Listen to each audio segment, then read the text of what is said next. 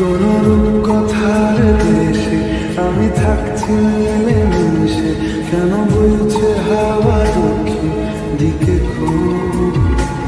সে কি দেখতে পেয়েও পায় না, নাকি দেখতে আমায় চায় না? তবু সুযোগরা দেয় তারি ঘরে ঢুক। বোঝে না সে, বোঝে না, বোঝে না সে, বোঝে না, বোঝে না সে, বোঝে না, বোঝে না সে, বোঝে না, বোঝে না, বোঝে না।